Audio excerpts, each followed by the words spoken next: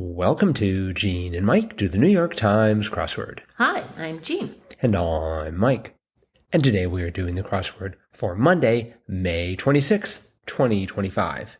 So, on this Memorial Day And a palindromic day. and a palindromic date, did you do the crossword? I did do the crossword. And was it a memorable crossword for Memorial Day? Well, it was very nice. Mm-hmm. Although I would count it pretty typical. Mm-hmm. It wasn't like an outstanding Monday for some reason or Mm-hmm. another. It was a pretty typical Monday, which is good because I think a lot of people kind of rely on Mondays because they're the easiest and that's always a good feel to get a crossword done in a good time. Yes, I agree. It's sort of a gateway drug for people who are just starting the New York Times. Exactly, It's like you yes. start on a Monday and then you get hooked. In a good way, by the way. Yes, obviously. definitely. Mm-hmm. So there was a theme here. There was a theme, and it was very straightforward. There were 3 themed clues, and they were all names of movies. The first one was 16 across, Any Given Sunday. 25 across was Ash Wednesday. And 42 across was Freaky Friday. Mm-hmm. So you know right away what the theme is. And the revealer was 53 across, 1970s, 80s TV staple, or a hint to the theme clues. And that was Movie of the Week. So I remember Movie of the Week because we didn't go to movies very often. But you could turn the TV on and get Movie of the Week. And it would always be a movie that had been released probably a few years prior, but still fairly new. Mm-hmm. And so you could actually watch a movie. You know, it's And of course, these movies all had days of the week in them. So there's a little double meaning there. right. You know, it's interesting to think about how media has changed. I mean, now you can sit down on a computer and in seconds you can be watching not just the movie of the week, you can be watching any movie that has ever been made ever. Mm-hmm. Mm-hmm. And, but so first of all, it wouldn't be movie of the week, it would be movies of the week. If Right. nothing else. Mm-hmm. Mm-hmm. So what was this on a particular network that you had the movie of the week?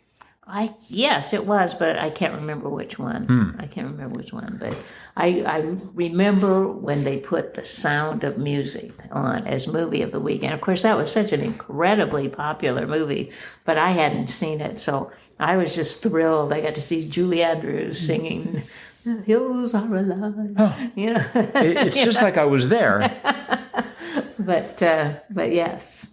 And then when we got a color TV, then it was like the movie of the week in color. Mm-hmm. So, but of course there were plenty of commercials in between. And some movies they had to put them over 2 nights. I think Sound of Music was one. It was on 2 nights because they had to make their commercial quota. So, and maybe they had like a late night news they had to run or something. well, no, they would have it like the next day, as they'd maybe have a movie of the week on Tuesday and then the ending on Thursday or something. No, what I'm saying is maybe they had other pieces of the schedule and they couldn't just have that movie run the whole time on one night because Right. it was going to bump into something else. Exactly, yes. Mm-hmm. So anyway, yep, that was the movie of the week. Mm-hmm.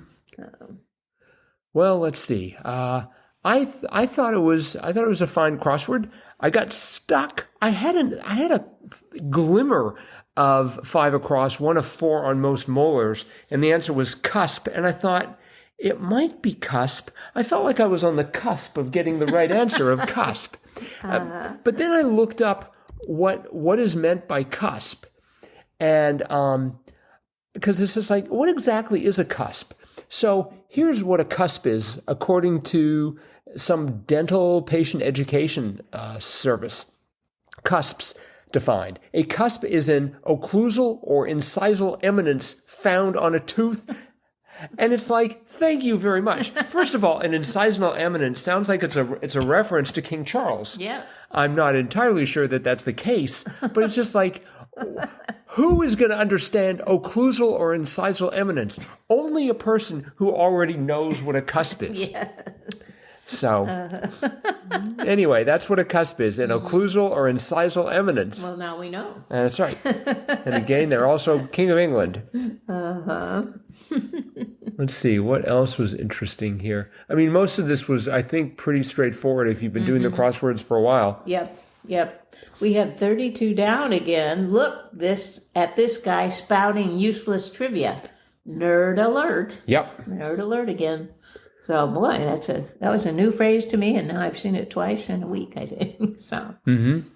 Let's see, what else did we have? We had 24 across born and blank, and I wanted to go for born and died. Oh. But it was born and bred. Born and bred. I guess that sounds a little cheerier. Yes. And I don't know if this must have been in honor of Memorial Day. Blank we forget, lest we forget. That's right. Lest we forget lest.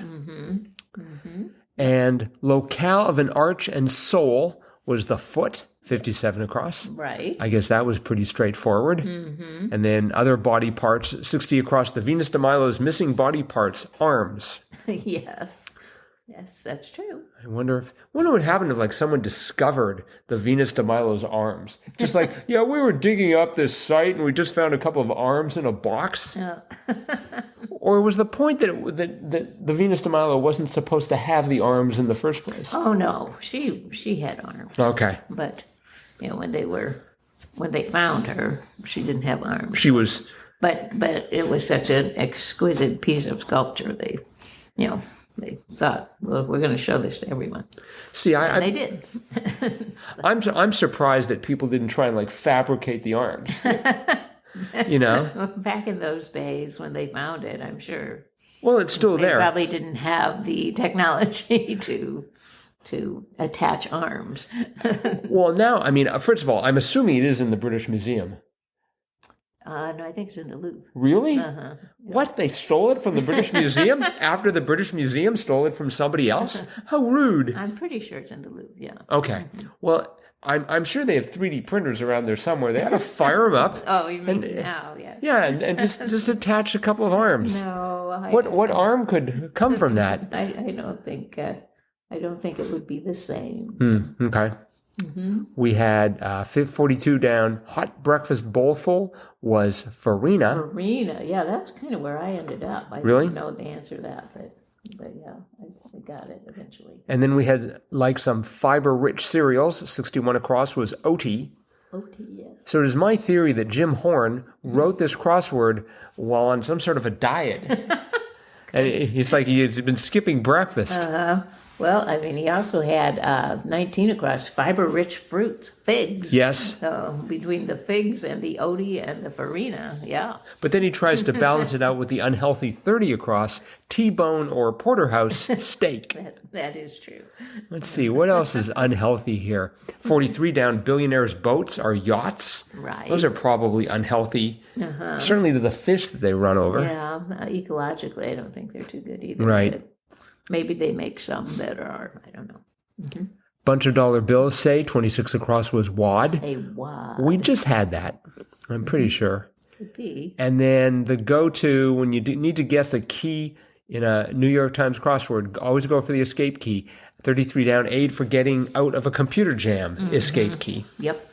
I thought that was sort of cute. Yeah.